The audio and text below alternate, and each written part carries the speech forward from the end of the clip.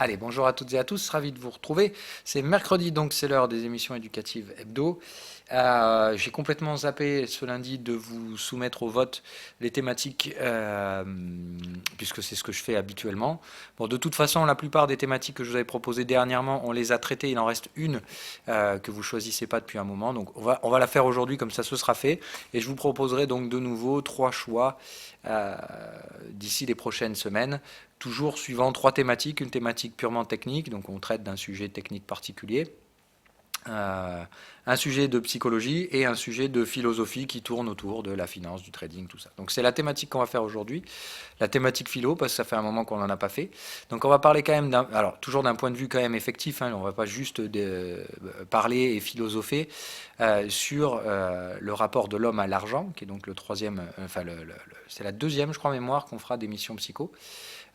Donc qui est une thématique philosophique qu'on va essayer d'appliquer. Alors d'abord, on va poser les bases, donc un peu le principe philosophique, donc d'une réflexion ouverte, qui n'apporte pas de réponse concrète, mais on va essayer bien évidemment de ne pas s'arrêter là et d'essayer de tirer des choses de tout ça, puisque généralement, en fait, et là, dans le cas du rapport de l'homme à l'argent, il y a un biais psychologique derrière qu'on va traiter. En tout cas, on va dégrossir le terrain pour probablement donc une future émission psychologique derrière sur ces thématiques où là on abordera d'un point de vue plus opérationnel. Comment réellement lutter contre le biais.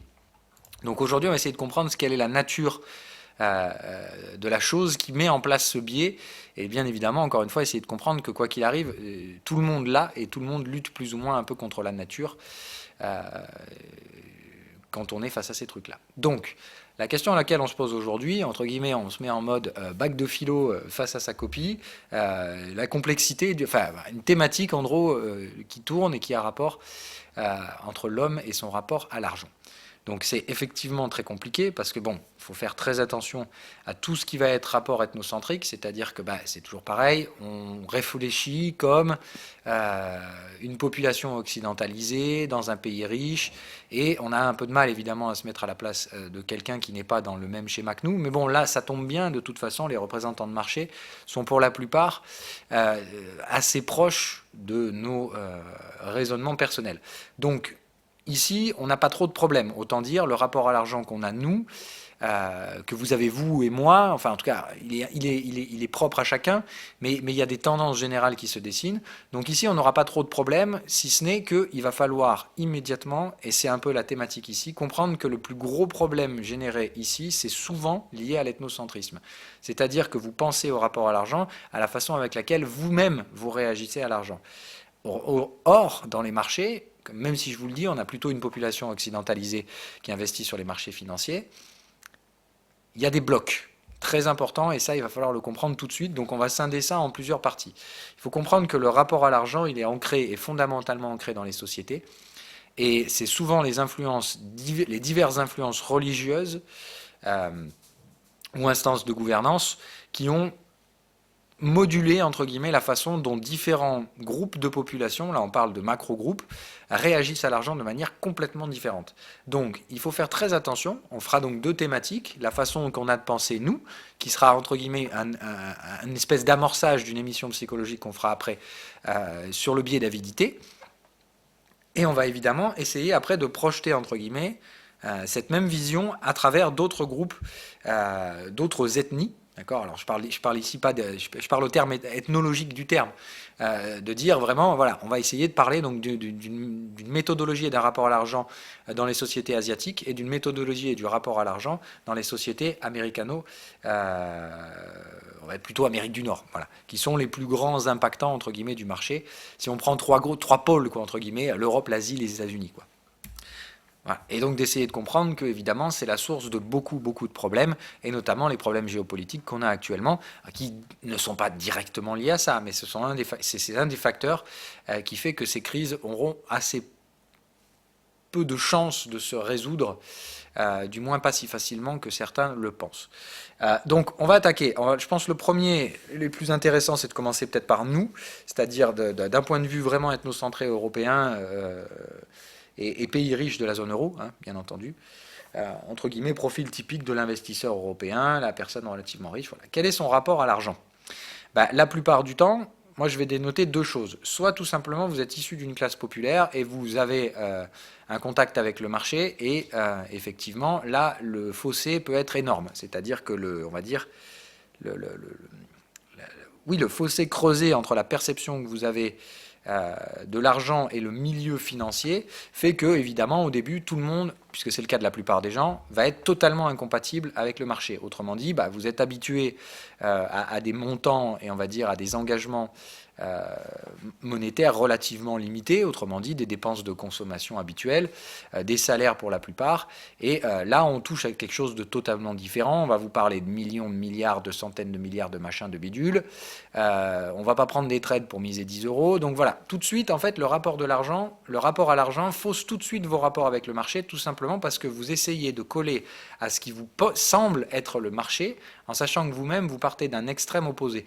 Donc à partir du moment où il y a extrême à extrême, il y a probablement traumatisme qui est au coin de la rue, quoi. Et c'est évidemment un des responsables de la plupart des erreurs commises par les débutants, le fameux biais d'avidité. Tout simplement, évidemment, c'est plus facile de se projeter, de partir d'un milieu et on va dire d'un contexte où les montants que vous engagez au jour le jour sont normaux, en fait, sont ceux que la plupart des gens connaissent.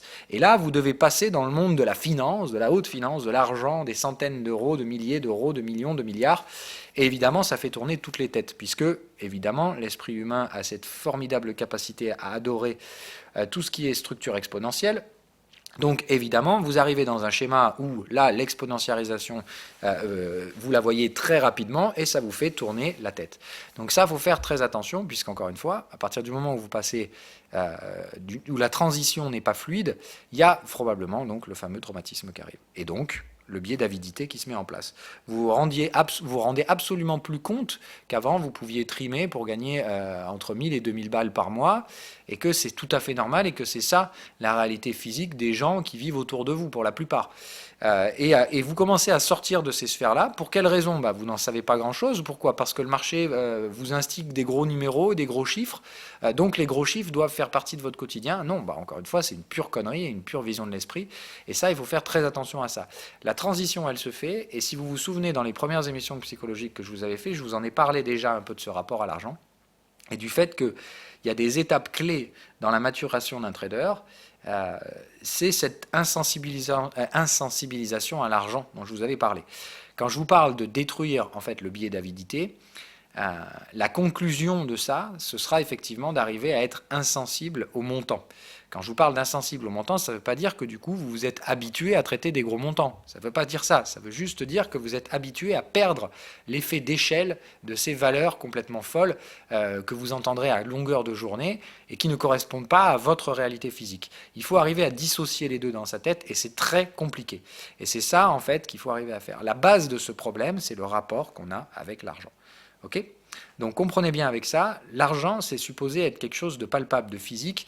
Normalement, à la base, l'argent c'est ce qui permet d'échanger des biens et des services. D'accord ? C'est ça la valeur réelle de l'argent. À la base, ça sert à ça. Ça ne sert pas normalement à faire ce qu'on en fait aujourd'hui, c'est-à-dire accumuler des sommes, des sommes énormes, dans le sens où une personne peut être aussi puissante qu'un pays. Ce qui est quand même, à mon sens, un peu dangereux. Mais évidemment, aujourd'hui, le rapport qu'on a à l'argent est un dérivé des systèmes néo-capitalistes qui sont complètement à bout de souffle. Mais voilà, encore une fois, à bout de souffle ne veut pas dire que ça va s'effondrer demain, mais on paye les conséquences.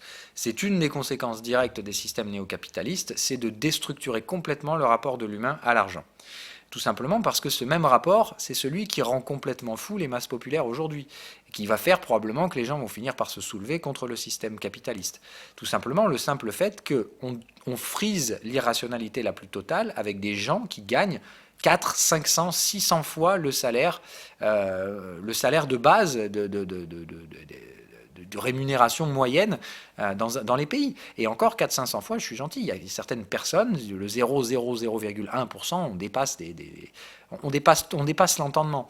Donc on construit effectivement ces fameux schémas paraboliques humains, donc toujours pareil, on peut se projeter, mais c'est fou, et c'est complètement fou, et ce rapport faussé à l'argent qu'on a aujourd'hui commence sérieusement à poser des problèmes, puisqu'effectivement on se rend compte que quand il faut payer les problèmes de ceux qui jouent avec les milliards, ça coûte tellement d'argent que quand on dit aux citoyens lambda, pour sauver les banques, il a fallu injecter tant de milliards, ils disent attendez, mais c'est n'importe quoi vos conneries. Derrière, vous me parlez du trou de la Sécu, 2-3 milliards, puis là, vous en injectez je sais pas combien. Enfin, faut pas nous prendre pour des cons. Et c'est le moment, en fait, où cet effet d'échelle rattrape. Parce que rappelez-vous quand même une chose, la gouvernance de base, c'est pas non plus toujours la soumission et la dictature. On vit jusqu'à présent encore dans des démocraties, même si la participation est douteuse, mais on reste quand même dans ces systèmes, et il faut bien concevoir que c'est supposé être le pouvoir par le peuple. C'est-à-dire qu'au bout d'un moment, vous ne pouvez pas non plus imposer ce que vous voulez au peuple. Alors, imposer au peuple de sauver les banques, oui, certes, mais moi je pense que cette fracture dans laquelle on est actuellement va causer d'autres problèmes très prochainement, tout simplement parce qu'au bout d'un moment, à mon avis, les gens vont dire là, ça suffit vos conneries, et cet effet d'échelle va jouer probablement contre les effets de marché. Bon, ça c'est une autre thématique, on la gardera pour plus tard, mais je l'amorce un petit peu elle aussi. Mais donc comprenez bien qu'à partir du moment où il y a fossé, il y a problème. Parce qu'il va donc falloir combler un vide et il va falloir le faire de manière intelligente. Et évidemment, les solutions qui vont être proposées automatiquement par votre inconscient sont souvent les moins bonnes. Donc, quelle est la solution, entre guillemets, dans laquelle vous avez affaire quand vous vous rendez compte qu'il va falloir manipuler des chiffres énormes? Eh bien, vous faites quoi? Vous jouez tout de suite dans la cour des grands. Hein, alors que, évidemment, quand la réalité physique, c'est que vous avez un compte de trading qui ne correspond absolument pas à ces trucs-là, évidemment, ça se finit très mal. Donc, on fait toujours attention. D'accord? Se projeter à devenir plus riche, c'est extrêmement facile. Et c'est là tout le biais du rapport de l'homme à l'argent. Donc, on va rentrer dans le vif du sujet maintenant. Pourquoi? Se poser la question, quelle est la cause? En tout cas, des causes possibles. D'accord? On est dans la philosophie, donc il n'y a pas de réponse noir et blanc. Hein, tout est dans la nuance de gris ici. Mais c'est vraiment ça. Quelle est la base de ce rapport à l'argent? Le simple fait, c'est qu'on vit aujourd'hui dans ces systèmes capitalistes qui nous sont vendus comme des méritocraties. C'est-à-dire que c'était toute la base de la structure capitalistique de dire tout le monde peut y arriver, tout le monde a sa chance. Et on a basé, autrement dit aujourd'hui, la réussite d'une personne, sa réussite sociale, sur sa réussite financière. Autrement dit, on fait très naturellement et culturellement ce raccourci entre putain, tu gagnes 15 000 balles par mois, ah ouais, tu dois vraiment être intelligent, voilà. Et on considère donc qu'une personne qui gagne 15 000 euros a plus de valeur qu'un smicard. Bon, va falloir m'expliquer humainement comment on peut justifier un truc pareil, mais voilà, c'est comme ça que la plupart des gens conçoivent les rapports sociaux aujourd'hui. Tu gagnes plus, donc tu es une personne plus importante dans la société. Bon, non, hein, encore une fois, tout est essentiel dans une société. S'il n'y a pas le mec qui balaye ta rue en bas, c'est dégueulasse, et voilà, s'il n'y a pas le mec qui enlève tes poubelles, t'es dans la merde, et pourtant, du coup, il est tout aussi utile que toi à la société, mais tu peux avoir un salaire qui justifie, selon des critères complètement arbitraires, que tu puisses gagner 2, 3, 4 fois plus que cette personne. Donc ça, évidemment, c'est purement au doigt mouillé et au jugé, et c'est toute l'irrationalité humaine qui a construit ces rapports de force, avec tous les délires de lutte de classe et ainsi de suite qui vont avec, bien entendu, mais qui ne font que découler de ce problème-là. Le problème que, quoi qu'il arrive, on recherche tous l'égalité dans l'inégalité. Donc la base du problème du rapport à l'argent, c'est le problème de l'égalité chez l'être humain. C'est-à-dire que la structure qui cause le problème, c'est ça. C'est qu'on voudrait théoriquement être tous égaux, mais la nature veut qu'on crée ces déséquilibres dans la recherche même de l'idéal. Donc qu'est-ce qu'on fait? Tout simplement, vous avez ici les deux blocs qui s'opposent. D'un côté, entre guillemets, le modèle communiste, qui cherche à dire on pousse l'égalité au maximum jusqu'à pousser à la dictature, c'est-à-dire à la corruption, puisque naturellement, en fait, cet équilibre crée ses propres déséquilibres. C'est-à-dire que si la structure doit être égalitaire, toute personne travaille, entre guillemets, le camarade, on est tous pareils, on sert tous la même grande cause, eh bien, qu'est-ce qui découle de tous ces systèmes-là? De tous ces systèmes, à chaque fois, quand on les généralise à une masse de population, et évidemment, le communisme, ça marche dans un petit groupe de 15 personnes, mais dès que vous commencez à faire ça avec des milliers, voire des millions de personnes, ça devient beaucoup plus complexe à gérer, et ça crée souvent une chose, la corruption. C'est-à-dire que quoi qu'il arrive, c'est comme s'il y avait des humains qui ne pouvaient pas supporter l'égalité, et qui ne peuvent vivre et exister qu'en écrasant les autres. Alors ça, c'est probablement dû aux relations de domination et de dominance, qui sont très difficilement explicables, mais on note qu'elles sont présentes chez d'autres mammifères, comme chez les souris et tout ça, donc c'est extrêmement compliqué de dire que, autrement dit, ce sont nos formes sociétales qui induisent ces comportements, puisque jusqu'à preuve du contraire, ça existe aussi chez les souris, et elles ont des structures sociétales quand même moins complexes que les nôtres. Donc c'est peut-être même ancré dans la physiologie des mammifères d'avoir ces relations de soumission et de dominance par rapport à des besoins et la capacité de subvenir à ces besoins en collectivité. Et donc à partir de là, c'est probablement là tout le problème. C'est-à-dire que l'égalité, c'est à partir de là probablement impossible. Et on va apporter différentes réponses à ces modèles de recherche égalitaire qui sont, entre guillemets, utopistes. Et le modèle qu'on a trouvé dans les sociétés occidentales, qui n'est absolument pas le modèle chinois, qui n'est absolument pas le modèle russe, et le modèle européen qu'on a n'a rien à voir avec le modèle américain. Ils sont relativement proches, d'accord, mais on va essayer d'étudier ces différences dans un second temps. Ce modèle-là qu'on a construit, donc basé sur la recherche, pas stupide, la recherche utopique d'une égalité au sein de la population, mais comme on l'a dit, les rapports de force naturellement reprennent toujours le dessus. Voilà à quoi on a réussi aujourd'hui. Nous, c'est le modèle ordolibéral allemand qui s'est imposé en Europe. D'accord ? Alors, pour quelles raisons ? C'est très difficile à expliquer, mais c'est comme ça. C'est-à-dire qu'au sein de notre bloc européen, c'est très rapidement le pays le plus riche et le plus producteur, l'Allemagne, qui a imposé son modèle économique au reste de l'Europe. Donc nous, on a une forme donc de pseudo-néolibéralisme, ordolibéralisme, puisqu'on a quand même un mélange un petit peu aujourd'hui. Mais ça reste l'ordolibéralisme. Autrement dit, c'est le principe d'ouvrir un maximum de marchés associé derrière à une rigueur budgétaire. Autrement dit, on doit réduire la part d'interventionnisme de l'État à son strict minimum et laisser le marché en évolution libre, mais sous une certaine forme d'encadrement. C'est-à-dire que l'ordolibéralisme, c'est bien ça, c'est la différence avec le néolibéralisme américain dont on va parler après. La principale différence fondamentale, elle se situe là. Elle se situe sur la part d'interventionnisme de l'État. C'est-à-dire que d'un côté allemand, effectivement, tout est lié par rapport au contrôle de la banque centrale. C'est-à-dire que dans le système ordolibéral, la base et la construction vient sur le fait qu'on doit retirer à l'État son pouvoir de création monétaire. C'est toute la structure différente que vous ne verrez pas dans le néolibéralisme.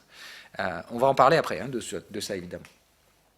Mais donc comprendre que chacun a construit ses blocs comme ça pour organiser son rapport à l'argent. Dans notre inégalité européenne, c'est ce système donc, qui s'est imposé et qui revient à dire la meilleure façon de permettre à tout le monde de trouver sa juste valeur, d'accord ? Puisqu'on comprend bien, en fait, ce principe d'égalité, on le transpose. Comme on ne peut pas être égaux dans la société, puisque de toute façon, il doit y avoir différents acteurs dans la société qui doivent réaliser différentes opérations, et que l'égalité de salaire, entre guillemets, ça ne fonctionne pas, puisque ça ne crée que derrière de la corruption. Qu'est-ce qu'on fait ? Et du coup, on va laisser une entité supérieure, qu'on appelle le marché avec un grand M, on va le laisser réguler, autrement dit, les salaires et les prix.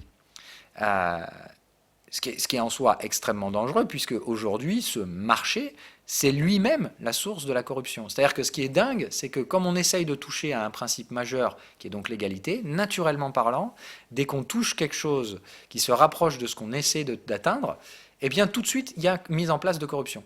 C'est moi ce que je trouve complètement fou aujourd'hui dans le rapport de l'argent, le rapport de l'humain à l'argent, c'est qu'aujourd'hui, ce qu'on a érigé comme entité suprême de justice sociale, en tout cas celui qui sert de justice, celui qui tape sur la table, c'est le marché aujourd'hui, c'est lui qui décide.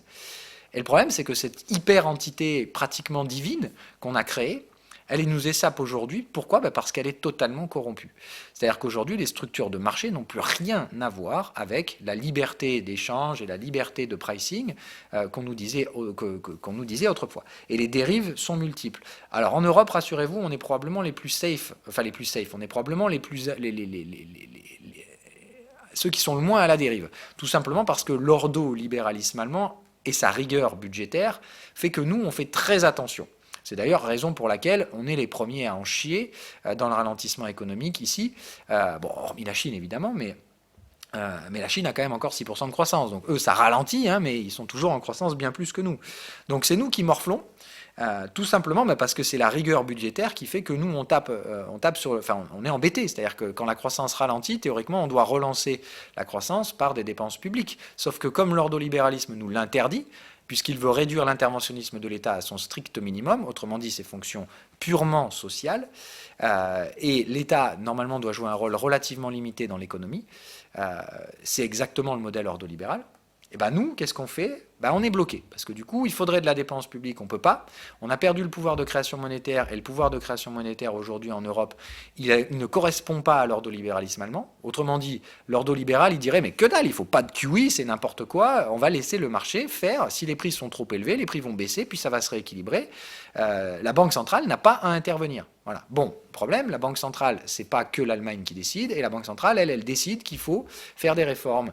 Et elle dit, on va injecter de l'argent et il faut que les pays fassent des réformes structurelles pour inciter à l'investissement, voire carrément investissent eux-mêmes. Sortent les projets d'investissement gouvernementaux. Problème, comme je vous dis, ça ne colle pas avec l'ordolibéralisme qui veut une rigueur budgétaire et donc pas de dépenses budgétaires inutiles. Donc en Europe, entre guillemets, on est bloqué par deux feux. Par le simple fait que d'un côté, il faut soit les deux, c'est-à-dire il faut soit qu'on ait des dépenses budgétaires et une relance monétaire de consorts, soit aucun des deux. Et problème, il y en a un qui dit, bon, ben moi je fais parce que j'ai pas le choix, c'est mon mandat, et vous, par contre, il va falloir faire des relances budgétaires. Problème, ben, eux, non, ils sont dans le modèle ordolibéral, ils sont conciliés par des économistes libéraux, ordolibéraux, qui leur disent tout simplement, ben non, Coco, tu peux pas relancer par la demande, c'est pas comme ça que ça fonctionne, on relance par l'offre dans un système ordolibéral. Donc, qu'est-ce qu'on fait? Ben, effectivement, on laisse la Banque centrale faire son petit métier, on essaie de la freiner autant que possible, mais on laisse normalement la politique de marché rééquilibrer les choses. Parce qu'on pense naturellement que l'équilibre ramènera l'égalité sociale. Alors, quand je parle d'égalité, c'est évidemment trouver le juste prix de chaque personne et de chaque chose. Hein. Alors ça peut choquer un peu évidemment dit comme ça, le prix de chaque personne, bah oui, bah, relevez-vous quand même les gars, on est au XXIe siècle et dans des systèmes ordolibéraux, c'est comme ça que ça fonctionne. Le marché définit le prix que vous valez sur le marché du travail. Votre salaire, c'est le juste prix que vous valez quand vous travaillez. Autrement dit, votre taux horaire, bah, c'est ce que vous valez. Voilà. Et c'est comme ça, il faut comprendre la pensée ordolibérale, c'est sous cette forme-là que la justice prévaut dans nos sociétés aujourd'hui. C'est de dire, bah oui, tout le monde a une valeur différente, mais cette valeur est juste puisqu'elle est définie par une entité supérieure qu'on appelle donc le marché. Et ce marché, il découle d'une belle idée, hein, qui est une idée un peu candide évidemment, qui revient à dire qu'à partir du moment où on met en concurrence plusieurs personnes, naturellement, le plus fort obtiendra le meilleur salaire et le plus faible obtiendra le plus faible salaire. C'est une forme de justice très inégalitaire, mais qui, sur le papier, ressemble quand même à une forme pas d'égalité, mais d'équilibre qui permet de trouver un juste milieu entre le désir d'égalité et le désir irrationnel de détruire cette égalité naturellement par des relations de soumission et de dominance. Ok ? J'espère que jusqu'à ce jeu-là, je ne vous ai pas trop perdu. J'essaie d'introduire les notions. Après, je ne suis pas prof de philo et j'ai clairement pas ici une structure pour. Voilà, j'ai pas préparé ce cours non plus comme d'habitude. Donc voilà, ça ne m'en voulez pas encore une fois pour le léger manque de structure qu'il peut y avoir.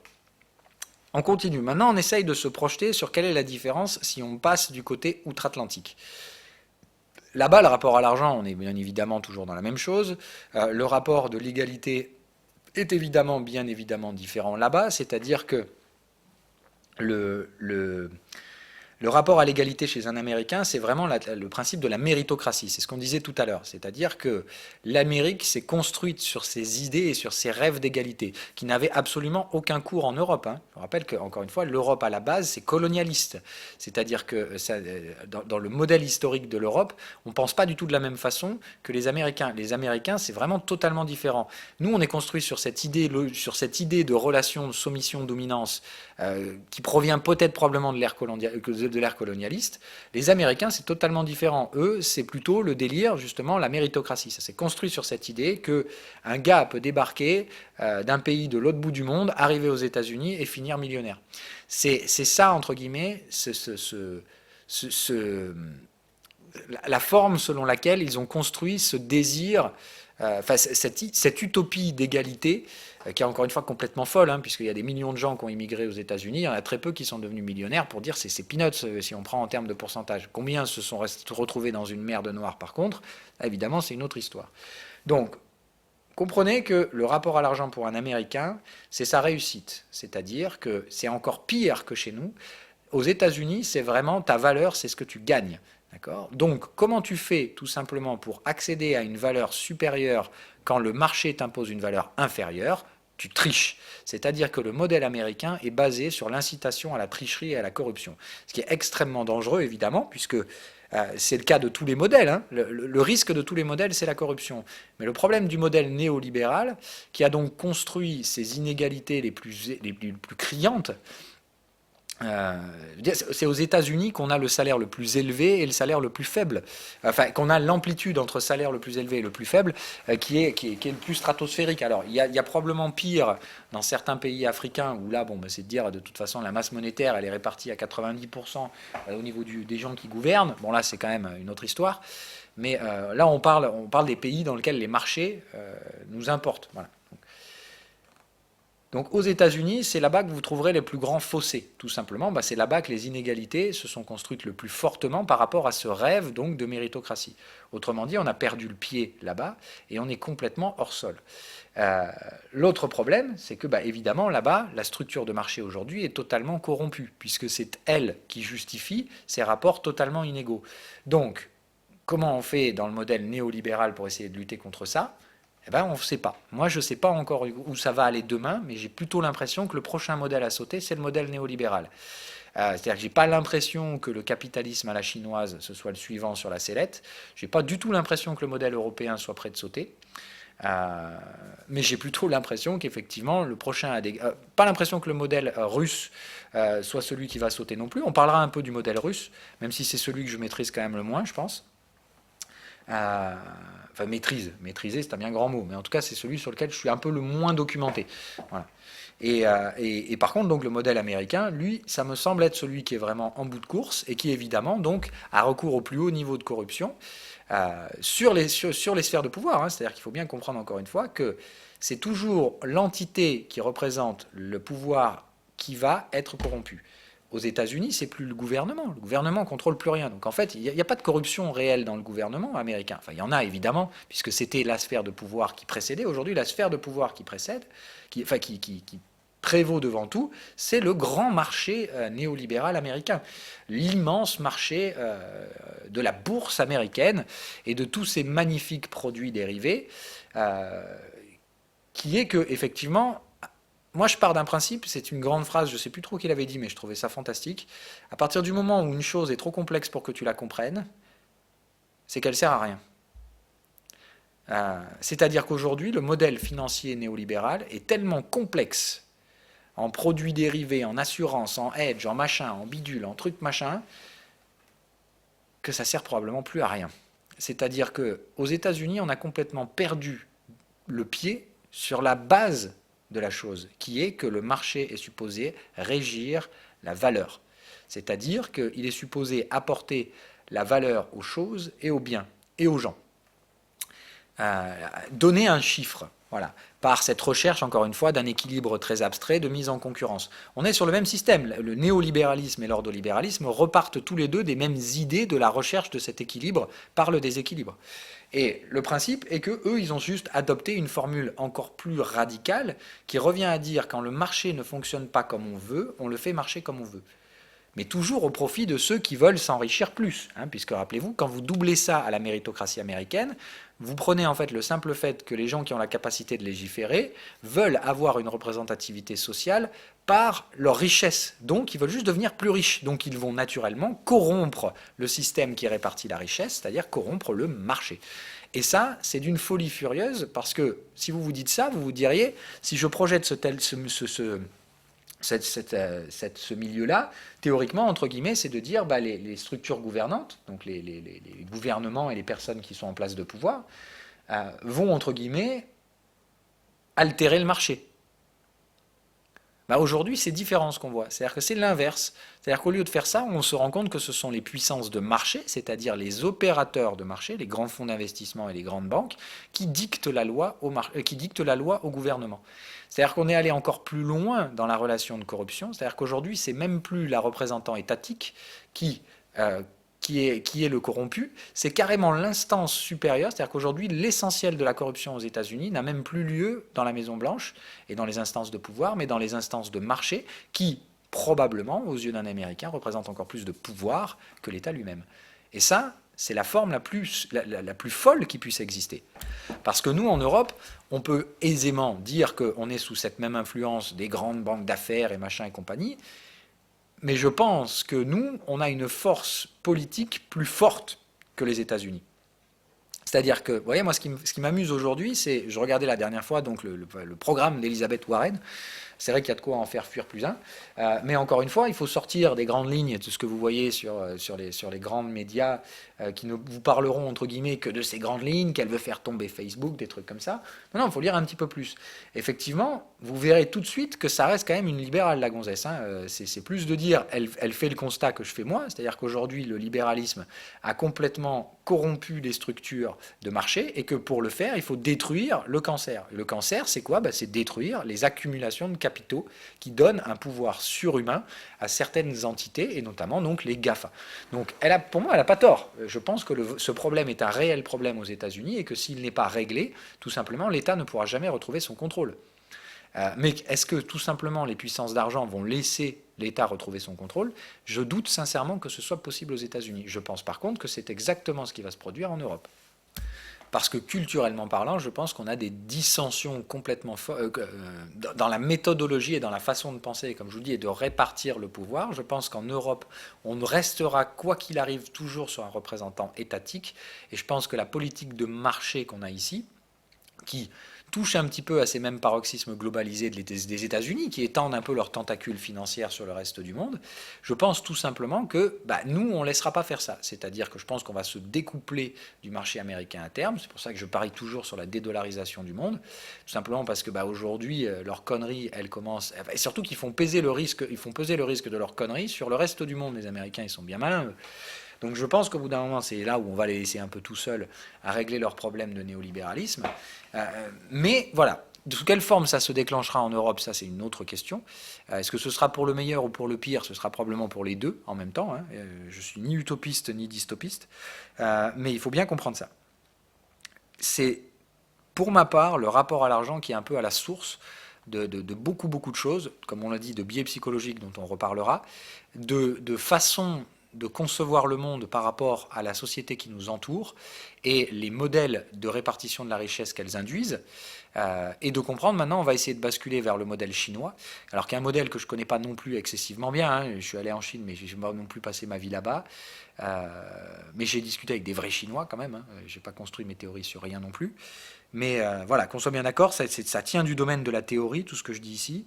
Je ne peux pas non plus vous donner toutes les sources parce que voilà, je m'informe tous les jours, je dois bouffer 3 heures de vidéos par jour, donc je ne me souviens pas nécessairement de toutes les sources que je vais entre guillemets vous recracher ici. Je vais essayer de me contenter de vous faire une synthèse de ce que j'ai accumulé et évidemment processer avec mon propre prisme de vision, hein. Donc qu'on soit bien d'accord, je ne déploie pas la vérité, je déploie ma vérité et vous en faites ce que vous en voulez. Donc moi, d'un point de vue chinois, la perception est totalement différente. C'est-à-dire que il faut juste faire un tout petit peu d'histoire en Chine. Alors déjà, culturellement parlant, c'est la culture la plus profonde qu'on ait. C'est-à-dire qu'à enlever vos petites...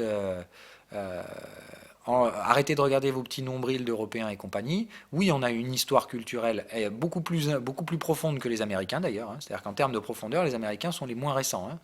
Hein. Les Russes aussi ont une histoire assez complexe, mais je la connais pas suffisamment.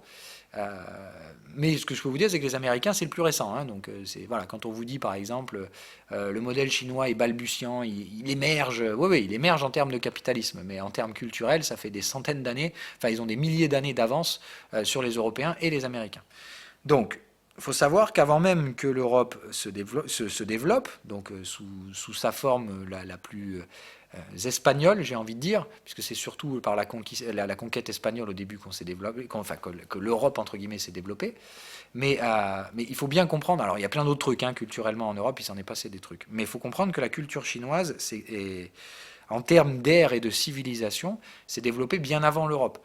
Et donc c'est très complexe. Et eux, ça s'est toujours créé sur des. Alors c'est pas toujours, mais si tu veux, moi quand je dois étudier quelque chose, je cherche les schémas récurrents. Je cherche les patterns, comme je vous dis, je ne cherche pas à comprendre comment pense un Chinois, je ne saurais jamais. Tout ce que je cherche, c'est des récurrences qui me permettent de trouver des pistes de compréhension. Voilà. Et donc bien là, le principe est de dire, moi, ce que je vois tout de suite émerger chez l'histoire chinoise, c'est il y a une certaine forme de récurrence sur cette... comment l'expliquer?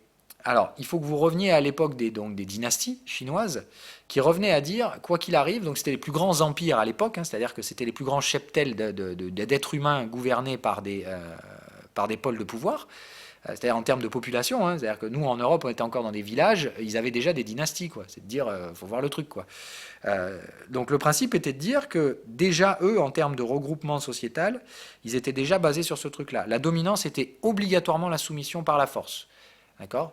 C'est-à-dire qu'ils avaient, entre guillemets, des gros guerriers qui tapaient sur les faibles si ils ne donnaient pas à bouffer à la dynastie, enfin à ceux qui gouvernaient la dynastie. Donc c'était la soumission par la force et par la guerre.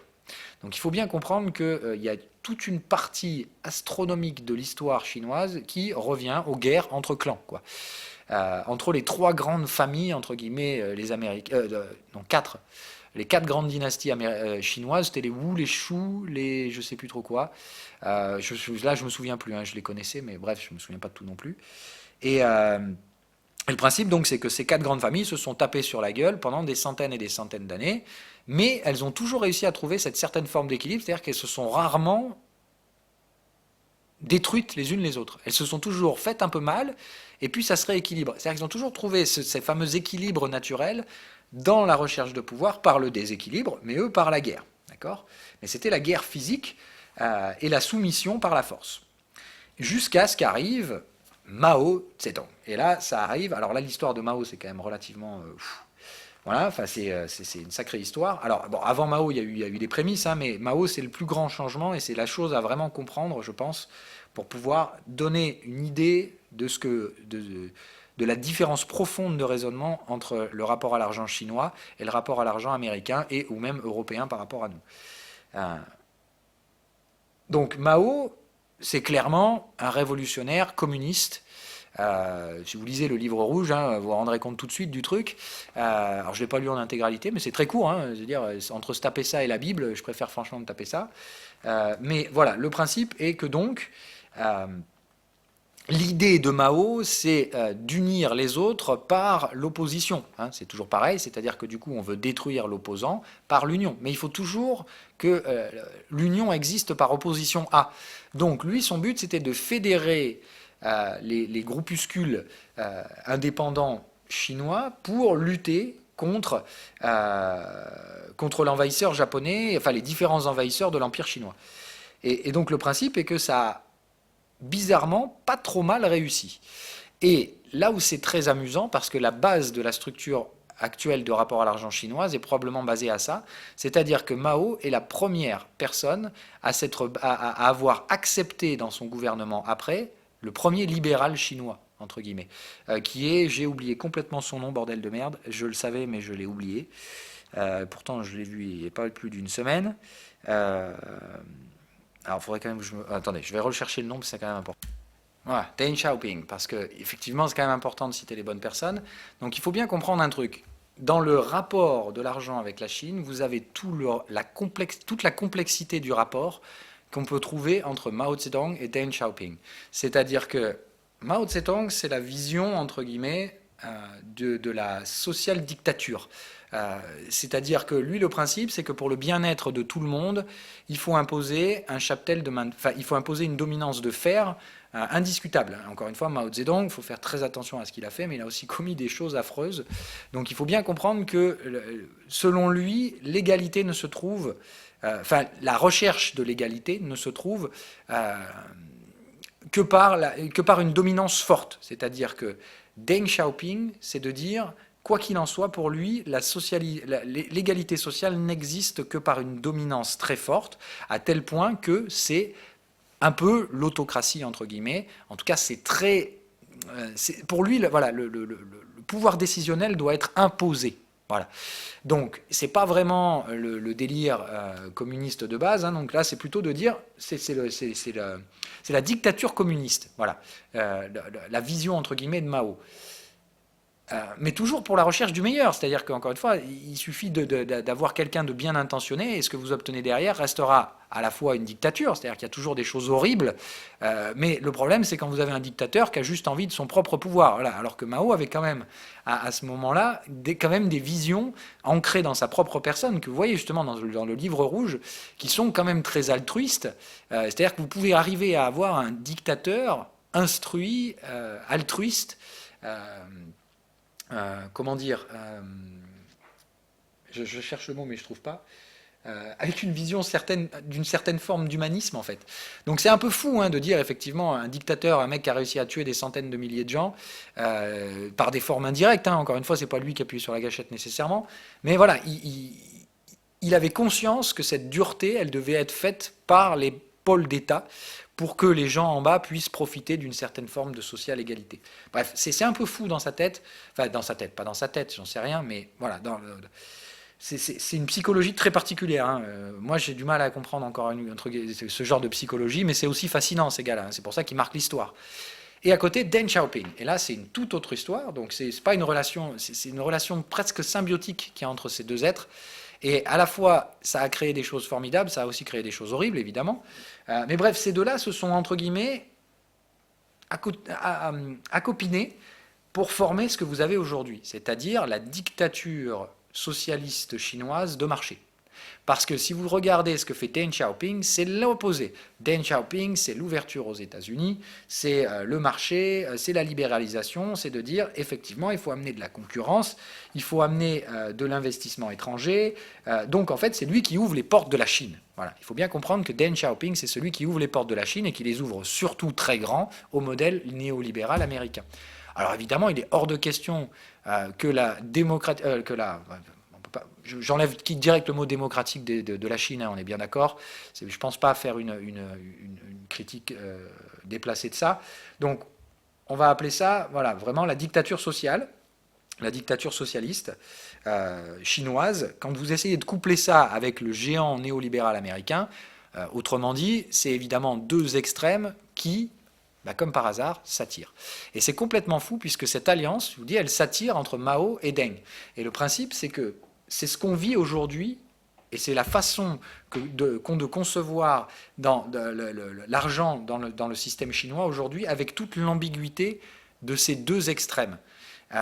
Autrement dit, c'est fou, mais ça crée une psychologie vraiment dualiste dans la société chinoise, c'est-à-dire qu'il y a toute une partie de la société chinoise qui est toujours dans le mode de partage et de vision, entre guillemets, de l'ère Mao. Et vous avez toute une partie des gens qui ont complètement cédé à la folie extrême du capitalisme, mais sous une forme encore plus sauvage que le néolibéralisme, puisque là-bas, la transition a été tellement énorme qu'en une vingtaine d'années, il y a des gens qui ont pu multiplier leur salaire par 50. Et ça, c'est de dire que ce rapport à l'argent complètement fou et dont on parlait au début, le traumatisme en fait de devoir évoluer dans des sphères d'argent normales et d'un coup d'accéder à des sphères complètement folles, ça rend timbré. Et ça fait faire beaucoup de conneries. C'est d'ailleurs pour ça qu'aujourd'hui, le libéralisme chinois a énormément de mal à se stabiliser et qu'il est en combat permanent avec la dictature sociale qui, mécaniquement, y voit ici à la fois un facteur de croissance dingue, et d'enrichissement, et à la fois le risque d'une corruption. Et c'est ça qu'il faut que vous compreniez. C'est-à-dire que ce qui est dingue, c'est qu'aujourd'hui, si vous écoutez de la part d'un média américain, c'est le pouvoir chinois qui est totalement corrompu, c'est n'importe quoi, les sphères étatiques sont complètement rongées par la corruption. Et alors oui, évidemment, on est bien d'accord, c'est comme ça que de toute façon Beijing arrive à assouvir entre guillemets son pouvoir sur le reste du monde, mais sur le reste du pays, mais ils l'ont toujours fait, ça a toujours fonctionné comme ça. C'est le contrôle étatique qui fait partie de la base de la social dictature chinoise. Par contre, le problème, c'est qu'il voit énormément grandir le danger de cet aspect de libéralisme sauvage qui s'est ajouté là-bas et qui n'arrive toujours pas, ou en tout cas qui a un peu de mal. Autrement dit, pour moi, l'Asie est bipolaire. Enfin, pas l'Asie, la Chine particulièrement est bipolaire. C'est-à-dire qu'elle a ses rêves de grandeur, mais en même temps, elle a peur de perdre ses valeurs. Et ça, c'est l'éternel problème de savoir lequel des deux va l'emporter. Probablement aucun des deux. Est-ce que cette schizophrénie chinoise va continuer ad vitam aeternam? Moi, j'ai plutôt tendance à penser que, historiquement parlant, c'était le cas, et que ça fait partie de l'histoire de Chine, cette dualité. C'est-à-dire que j'ai un peu l'impression, entre guillemets, que aujourd'hui, le monde, de la façon selon laquelle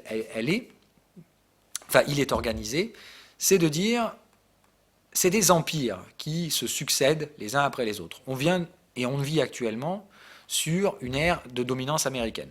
C'est-à-dire que parmi les différents pôles de gouvernance mondiale, les Américains sont les plus influents.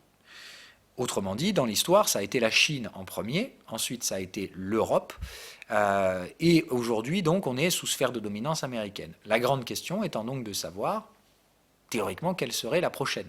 Alors, il faut parler du bloc russe, et on va en parler pour conclusion ici, même si, pour ma part, je vous dis, j'ai une maigre connaissance de ce bloc-là. Je pense à une amie qui en connaîtra probablement plus que moi sur l'histoire, et on en parlera une prochaine fois. Mais voilà, pour moi, l'histoire de Russie, elle est complexe, et j'ai du mal à la connaître. Je vais me renseigner évidemment un peu plus dessus, mais je la trouve relativement intéressante parce qu'elle est construite sur deux choses selon moi. C'est-à-dire que la Russie, pour moi, il y a un schéma récurrent dans le principe de gouvernance russe. Alors, même si évidemment l'État de Russie, c'était plein de petits trucs avant, ce côté fédéral russe, d'accord. Moi, je parle qu'à partir de ce moment-là, et j'essaye de voir par rapport à la façon dont se structuraient les sociétés avant, dans ces zones géographiques. Et c'est là où j'ai beaucoup de mal à voir, puisque c'est un peu la même chose, c'est-à-dire qu'on va instaurer là-bas cette forme de social-dictature qui est donc celle dont s'est inspiré Mao. Hein. On est bien d'accord que Mao s'inspirait grandement d'abord de la Russie, dans son idéal et dans la construction de son idéal. Donc la Russie, c'est la même chose, c'est-à-dire que, en gros, là-bas, pour gouverner, il faut imposer. On peut pas, voilà. Donc, si vous pensez d'un point de vue encore européen, vous allez dire mais c'est n'importe quoi. Ils ont le même président, on peut pas appeler ça une démocratie. Ils votent pas, ou les votes sont truqués. Ouais, mais vous pensez encore une fois comme des Européens, c'est-à-dire que pensez pas comme ça. Là-bas, c'est de toute façon la gouvernance, elle est imposée, ça a toujours été comme ça, et en fait, on fait avec. On apprend à faire avec toutes les déconvenues que ça peut créer avec, hein, effectivement. Nous, chez nous, on va avoir du mal à avoir des morts politiques. Bon, là-bas, c'est normal, quoi. En Chine aussi. Tout se paye, hein, on est bien d'accord. Il y a des contreparties partout et il n'y a pas de modèle qui soit meilleur qu'un autre. Je ne suis pas là pour faire l'apologie ni de l'un ni de l'autre. Mais de bien comprendre ça. Donc, la Russie, c'est la même chose. C'est l'imposition par la dureté. C'est-à-dire la même chose, et ce que ça crée, c'est corruption des sphères d'État. C'est-à-dire que, comme évidemment le représentant étatique est le représentant tout-puissant, la corruption étatique, c'est la base de destruction et c'est la base des cancers qu'on a dans ces sociétés-là. Donc en Chine, c'est la même chose. Le gouvernement est corrompu puisque c'est pour l'instant lui qui domine les marchés, mais attention, il y a cette instabilité de dire qu'aujourd'hui le marché commence à prendre le pas sur le pouvoir central de Beijing, ça leur fait d'ailleurs extrêmement peur, raison pour laquelle aujourd'hui les sphères de finance en Chine sont en train de se corrompre. Voilà, sont en train d'eux, mais ce n'est pas encore totalement fait. Parce qu'à chaque fois que la Chine se voit perdre son pouvoir, je parle du pouvoir central, qu'est-ce qu'ils font? Ils vont choper les riches les riches chinois, ils les rapatrient au pays, ils les foutent en tôle, ou ils les torturent, ou ils les machins, mais ils les font rentrer dans l'ordre. Autrement dit, dès que vous accumulez un peu trop de capital en Chine, vous êtes un danger pour le pouvoir étatique. Donc ils vous contrôlent tout de suite. Donc le pouvoir est toujours étatique aujourd'hui, mais il est en train de se transférer vers les sphères d'argent. Ok ? Il faut bien comprendre ça. Mais il y a ce pouvoir oscillant en Chine. Nous, en Europe, c'est toujours la même chose. On rêve d'égalité et, entre guillemets, on subit les chaos du reste du monde. C'est-à-dire que nous, comme je vous dis souvent, en fait, la Chine produit, les Américains inventent et nous, on légifère. Et on régule, entre guillemets. C'est un peu ça le rôle qu'on a aujourd'hui en Europe. On est un peu un mix de tout ça. C'est-à-dire qu'on a ce rêve socialiste, mais on ne veut pas l'imposer. D'accord ? On n'a pas les couilles pour l'imposer au peuple. On ne subira pas la dictature en Europe, c'est très peu possible. À chaque fois qu'il y a une dictature en Europe, ça pète. Il n'y a qu'à voir, hein, chaque fois qu'on a essayé, Pinochet, Hitler et autres, bon, voilà, tout ça, ça a sauté direct. Donc, nous, on ne peut pas supporter ces modèles sociaux. C'est probablement la rébellion européenne qui est comme ça, ou notre histoire, je pourrais difficilement l'expliquer, mais je pense que c'est probablement ça. Chez nous, c'est pas possible d'imposer la dictature. Donc nous, on ne peut entre guillemets, que se faire corrompre par le marché. C'est exactement ce qu'on est en train de faire. C'est-à-dire que nous, en Europe, ce sont les sphères de marché qui représentent l'essentiel de la corruption. C'est-à-dire qu'aujourd'hui, un Bernard Arnault a plus de pouvoir qu'un Macron. Il faut bien comprendre ça. J'espère que vous l'avez quand même compris. Donc nous, c'est la même chose. La sphère, mais il y a un peu plus d'équilibre qu'aux États-Unis. C'est carrément le politique aux États-Unis ne sert strictement à rien. Tout est financier aux États-Unis, puisque quoi qu'il arrive, les représentants étatiques doivent financer leur campagne quasi intégralement, donc tout est histoire de pognon. Autrement dit, ce sont ceux qui ont l'argent qui ont le pouvoir aux États-Unis. Donc, on corrompt les sphères d'argent pour obtenir le pouvoir. Nous, c'est un petit peu plus équilibré, comme je vous dis. C'est-à-dire que nous, on a effectivement cet idéal socialiste en Europe, mais on a le grand frère américain qui nous a quand même ouvert les portes du capitalisme. Donc, il faut bien comprendre que la France, c'est l'ambiguïté, tout comme en Chine, sauf que nous, c'est moins radical. C'est-à-dire que si vous imaginez, entre guillemets, je vais vous remettre le truc, je me sers de graphique comme un white paper, voilà, comme un whiteboard, pardon, c'est de dire, autrement dit, si on prend la radicalité, d'accord, c'est-à-dire si je traçais une courbe, je vais essayer de tracer comme ça, hop, d'accord. Donc c'est de dire, entre guillemets, ça, c'est cet idéal qu'on recherche, d'accord, c'est-à-dire l'idéal d'égalité entre les différents êtres humains, et qu'est-ce qu'on est prêt à sacrifier pour y arriver, d'accord, parce que c'est vraiment ça. On n'y est jamais. Ça, c'est ce vers quoi on essaie de tendre, d'accord, mais ce qu'on n'atteint jamais, et qu'est-ce qu'on est prêt à payer pour ça. Donc, si, entre guillemets, on devait placer le modèle américain, d'accord, donc ici, on va partir dans un sens où on radicalise par le libéralisme, d'accord, entre guillemets, là, le pouvoir financier, là, le pouvoir étatique. D'accord ? Donc, si on place, entre guillemets, la Chine, c'est tout. C'est-à-dire qu'ils sont prêts à utiliser toutes les solutions pour la recherche du bonheur. Ce qui fait que, entre guillemets, ils oscillent dans le temps entre l'un et l'autre. D'accord ? C'est-à-dire que soit c'est le pouvoir libéral, soit c'est le pouvoir central, soit c'est le pouvoir libéral, central. Et, entre guillemets, on recherche un peu cette forme d'équilibre dans le déséquilibre le plus énorme. C'est-à-dire que c'est là où l'amplitude est la plus criante. D'accord ? Les États-Unis, c'est l'extrême libéralisme, et alors eux, décontents vers le pouvoir étatique, c'est du socialisme, on arrête, voilà. Parler de socialisme à un Américain, culturellement parlant, je veux dire, Warren, quand elle essaye, c'est un truc de ouf, quoi. C'est limite, c'est oh mon Dieu, les communistes arrivent. Attends, elle a juste une idée socialiste, la meuf. Elle veut juste créer une sécu pour tous, quoi. C'est de dire sécu pour tous, et je veux détruire les grosses GAFA parce qu'elles ont un petit peu trop de pouvoir. Autrement dit, on est à l'extrême de la courbe libérale. Elle propose de revenir un peu ici, mais encore, entre guillemets, vous prenez un programme maoïste et vous prenez Warren, elle est là, Warren. Hein. On est loin du communisme, hein, encore une fois. Allez lire les programmes. Ne croyez pas non plus tout ce qu'on vous balance. Donc Elisabeth Warren, ça reste une grosse libérale, mais il faut faire très... Autrement dit, si vous comparez Warren à Macron, sa vision du libéralisme, elle est encore plus extrême que Macron. Hein. Donc il faut quand même faire très attention. Quand on vous dit Warren, c'est une gauchiste, faites gaffe, c'est pas une gauchiste. C'est juste qu'elle essaie d'introduire des idées sociales aux États-Unis. Bon. Est-ce que ça réussira pas? Je ne sais pas. Je ne connais pas le résultat des élections par l'avance. Mais je trouverais que quoi qu'il arrive, la campagne américaine va être intéressante. Hein. Surtout si c'est Elizabeth Warren qui sera l'opposante de Donald Trump. Là, ça va être très intéressant comme discours parce que on va avoir l'ultra-libéral, ultra-corrompu américain Trump. Et à côté de ça, vous avez le représentant, entre guillemets, d'une forme d'égalité obtenu et recherché par un petit peu plus de socialisme. Alors ça, c'est de vous dire, c'est-à-dire, autrement dit, les États-Unis, soit ils vont vers un changement radical de leur perception, d'accord ? Quand je dis radical, c'est juste de dire, quand vous voyez que de toute façon, ce dualisme, il se ressent aussi aux États-Unis. Il y a deux couches de la population, mais la dominance reste quand même très teintée libéralisme. Okay ? Mais quoi qu'il arrive, regardez, les présidents américains sont souvent élus, surtout le dernier, c'est 50-50. Donc c'est de dire qu'il y a quand même toute une partie de la population qui n'a pas non plus ces visions antisociales. Okay ? Donc ça, c'est le modèle américain. Okay ? On a donc dit, à côté de ça, vous avez le modèle russe, hein, qui est la dictature. Et nous, essayez de faire rentrer le capitalisme chez nous, allez vous faire enculer. Hein. C'est de dire la destruction de toute forme de capitalisation de l'économie russe est très rapidement détruite. Vous n'avez qu'à voir ce qu'ils ont fait aux oligarques sur les 10 dernières années. Donc, c'est pas de dire, c'est pas bien. Encore une fois, je juge pas. C'est stupide de dire ça. C'est juste de faire comprendre les modèles de gouvernance et les différents rapports à l'argent qu'ils induisent dans ces différentes choses. D'accord ? Le russe, la domination, c'est normal. Il a toujours connu ça. Et quand le Kremlin a recours à différentes interventions, entre guillemets, pour contrôler telle ou telle chose, c'est normal, ça a toujours fonctionné comme ça, et voilà. Et ces sociétés-là sont construites sur ces modèles-là. Donc, évidemment, il n'y a pas de doute que dire que la Russie et les États-Unis ne sont pas les plus grands potes. Hein.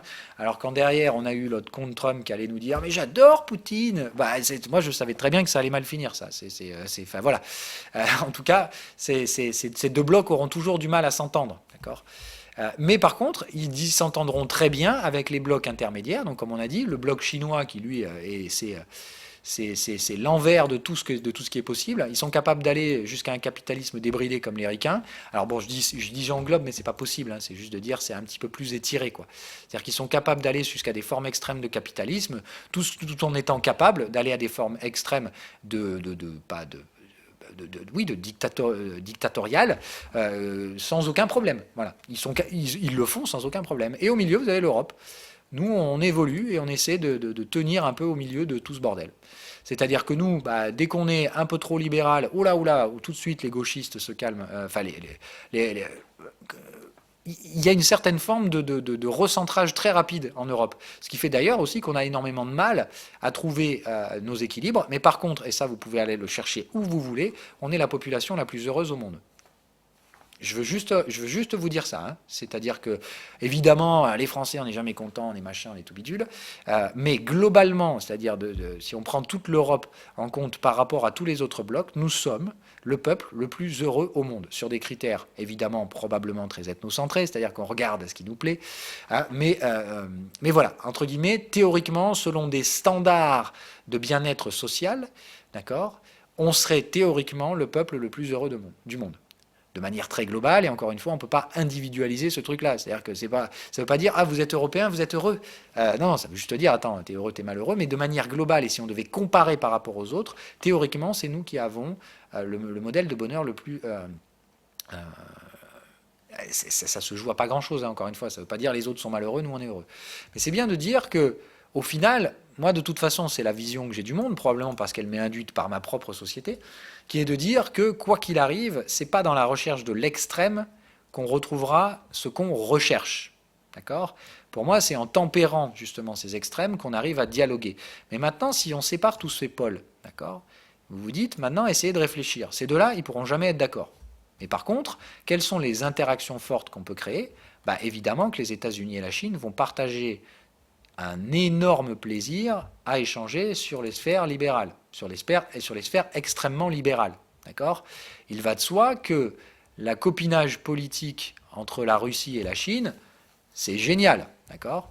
Et il va de soi que du coup, nous, on accepte une partie du modèle libéral américain. C'est là où on serait allégé des échanges, mais dès que c'est un peu trop radical, on les trouve complètement timbrés et on les laisse faire leurs conneries. D'accord ? Tout comme, évidemment, on est capable de tolérer et de comprendre une certaine forme de dominance en Europe. C'est-à-dire que de temps en temps, on veut des gens qui décident. Vous voyez ? C'est pour ça que de temps en temps, on arrive à élire un Hitler. C'est pour ça que de temps en temps, on arrive à élire un Pinochet. Mais que très rapidement, on leur tape sur la gueule parce qu'ils vont trop loin. Voilà.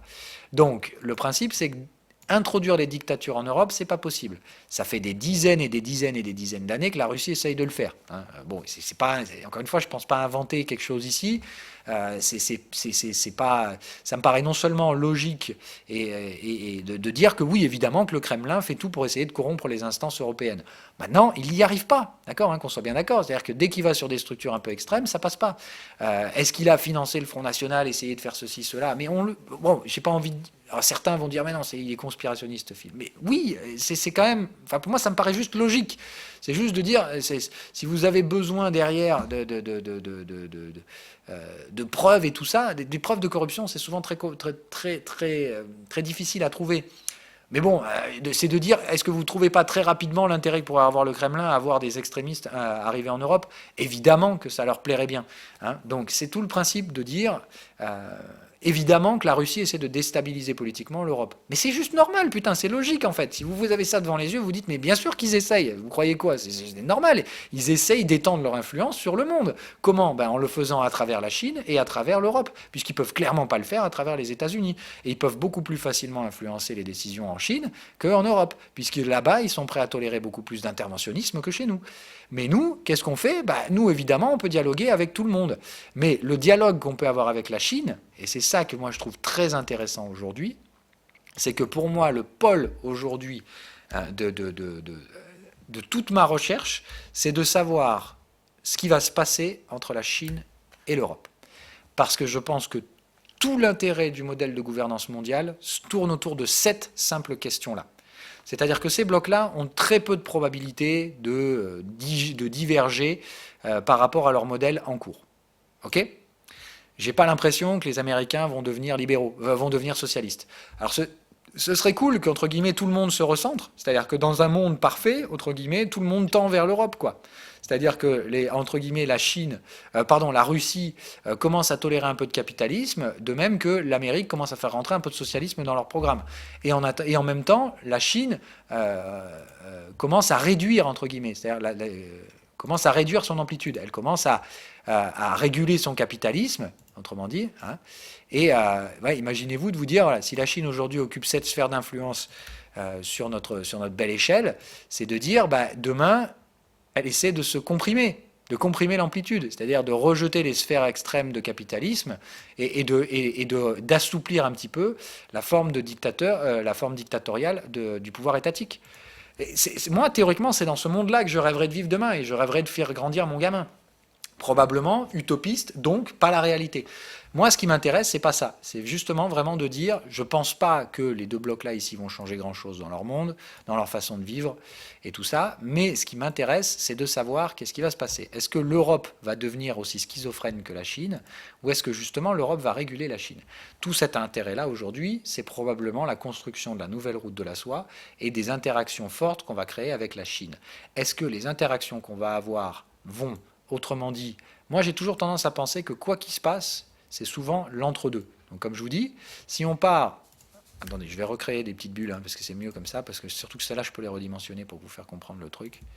Ok, donc admettons, ça c'est notre bulle chinoise, donc comme on a dit, très étendue dans son rapport à l'argent et à la dualité de ce pouvoir, à la fois extrêmement financier et extrêmement dictatorial. Ça c'est donc, on va dire, l'Europe. On va y donner quoi comme couleur à l'Europe? On sera orange. Voilà, bon, on n'y voit rien, donc je vais mettre rouge. Voilà. Et c'est de dire, si notre Europe, notre bonne vieille Europe, nous on est là, à tolérer peu de chaque extrême, ou du moins pas longtemps, voilà. Vers quoi on va tendre après? Est-ce que, autrement dit, si on doit se projeter dans le futur, d'accord? Autrement dit, maintenant, essayons de dire, ça c'est le modèle actuel, là au-dessus c'est le modèle futur. Est-ce que le modèle futur, selon vous, va ressembler plutôt à ça?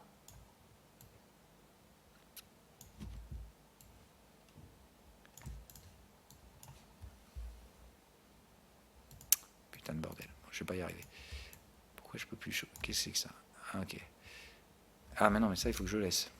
Pop, pop, pop. Évidemment, j'ai tout déplacé. Oui. Toi, tu restes.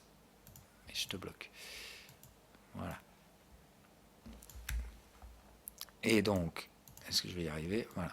Est-ce que ce qu'on fait, c'est qu'on normalise, en sachant que les Chinois partant de plus loin resteront toujours plus loin, mais entre guillemets, est-ce qu'ils vont nous permettre d'autoriser en Europe un petit peu plus de libéralisme et évidemment de subir l'interaction dictatoriale chinoise, c'est-à-dire probablement de corrompre un petit peu plus nos sphères d'État. D'accord?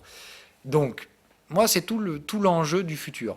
Moi, théoriquement, je spécule plutôt sur ça, dans le sens où j'ai plutôt l'impression de dire que l'ouverture qu'on va avoir avec la Chine va nous amener deux choses. De profiter de leur libéralisme exacerbé, c'est-à-dire des interactions libérales beaucoup plus fortes, mais pas aussi fortes que les États-Unis. Mais on va devoir subir en même temps les pressions politiques de Beijing, c'est-à-dire des corruptions d'État. Moi, c'est la projection que je fais future du monde géopolitique. Maintenant, ce n'est pas forcément celle qui va se produire. encore une fois. Il faut savoir que la Chine, c'est oscillant. C'est-à-dire que quand j'englobe ici, c'est-à-dire que dans la réalité, la Chine, elle n'est pas tout ça à la fois. C'est que la Chine, elle peut se trouver à tous ces endroits-là. C'est-à-dire que la Chine, en réalité, considérez ça comme...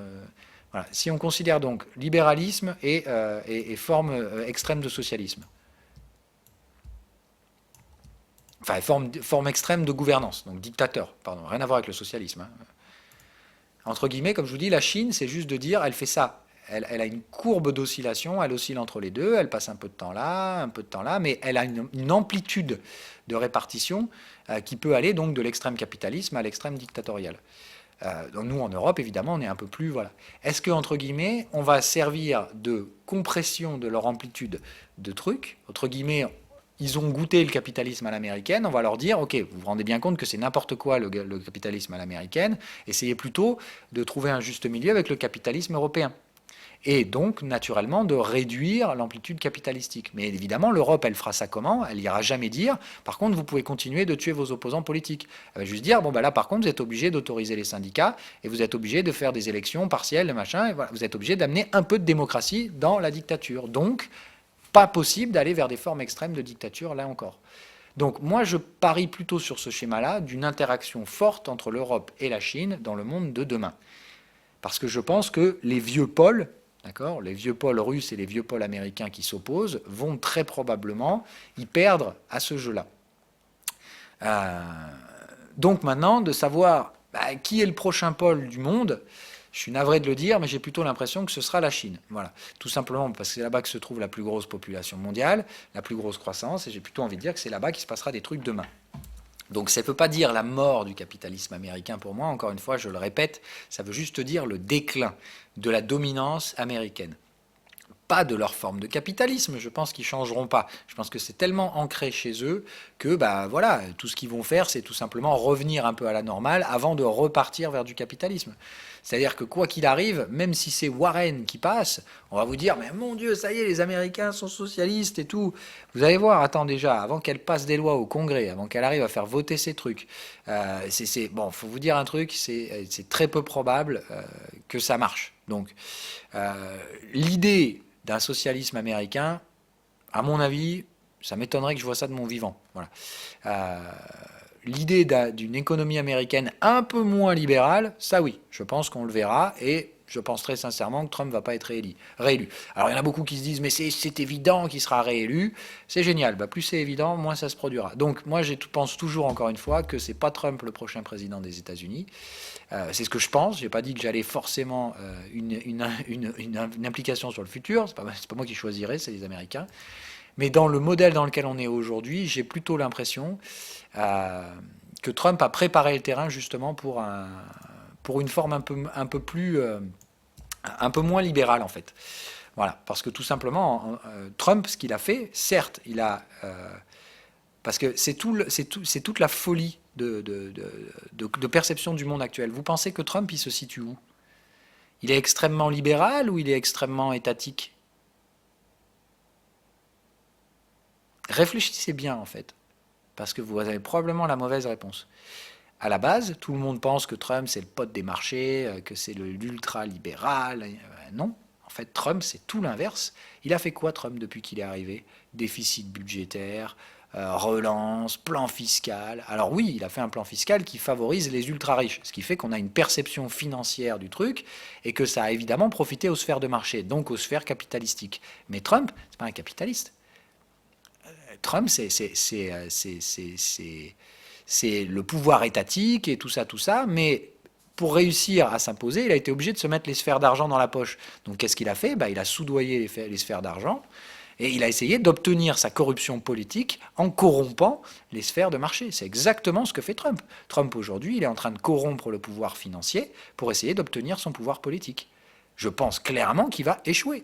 C'est pour ça que je vous dis que Trump est probablement le plus gros échec et qu'il pense qu'il s'est mis Wall Street dans la poche, mais que Wall Street va le flusher le plus vite possible quand Wall Street n'y trouvera plus son compte.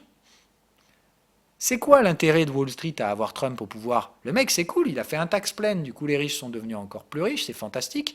C'est-à-dire que le mec arrive à faire passer, avec des programmes d'interventionnisme étatique, le moyen de s'enrichir. C'est fantastique quand même. C'est-à-dire que, bon, comme il y a un peu de croissance, l'Américain moyen ferme sa gueule, il ne va pas trop se plaindre. D'accord, il est content que l'économie aille pas trop mal. Mais en attendant, on a fait sortir le budget de l'État dans des contextes fous. Hein. Je vous rappelle que c'est 10 000 milliards de dépenses, le tax plan de Donald Trump, et ça, c'est des fonds publics. C'est-à-dire que c'est un déficit budgétaire de l'État qui sert à financer l'enrichissement d'une très petite portion de la population américaine. Mais ça reste une intervention étatique. Il faut bien que vous compreniez que Trump, sur cette courbe, il n'est pas là. Trump, il est juste extrêmement oscillant et complètement fou, parce qu'il a fait des cadeaux au capitalisme qu'aucun autre président n'aurait jamais fait, mais son interventionnisme sur l'économie et sur la société est beaucoup plus fort que ne l'a jamais été aucun président américain. On parle que de lui, tout tourne autour de lui. Donc encore une fois, rendez-vous compte de la réalité des choses. Aujourd'hui, Trump, il a des comportements dictatoriaux, mais heureusement qu'il se heurte à l'extrême prévention de ces comportements dictatoriaux, ne serait-ce que dans la Constitution américaine. Qu'est-ce qui se passe? Il a très rapidement perdu son Congrès, il ne peut plus rien faire, Trump. Qu'est-ce qui se passe? Il va probablement pas être réélu et son tax plan va être supprimé dans les années qui suivent. Autrement dit, ça va très vite supprimer l'intervention étatique qu'il a tenté de mettre en place. Moi, je vous dis, pour moi, Trump, c'est l'envers de ce que le système américain va tolérer. C'est-à-dire qu'il va pas être toléré très longtemps, notre pote Trump. Et je pense que, bon, s'il a de la chance et qu'il réussit à être élu une seconde fois, il finira pas son mandat. Moi, c'est ce que je vous avais dit. Trump, il finira pas, je l'ai dit dès le premier jour, il finira soit mort, soit impeach, ce gars-là. C'est-à-dire qu'il finira pas un mandat en mode j'ai perdu une élection. Ça m'étonnerait que ce soit comme ça. Moi, je pense que Trump, c'est soit il va se faire virer là avant la fin de son mandat et quelqu'un d'autre sera présenté, soit il va se faire battre à plat de couture, mais vraiment... soit tout simplement il va se passer un truc qu'on ne comprend pas, c'est-à-dire un truc qu'on ne sait pas encore, mais il peut se passer beaucoup de choses encore jusqu'à l'élection américaine, c'est dans 1 an, je vous rappelle. Voilà. Donc, est-ce que ce sera Joe Biden? Est-ce que ce sera autre chose, un truc qui va le faire sortir de la scène? Tout ce que je peux vous dire, c'est que dès que les forces vont s'en aller, Trump partira très vite, tout simplement parce qu'il lutte contre le courant américain qui fait tout pour rejeter les puissances étatiques.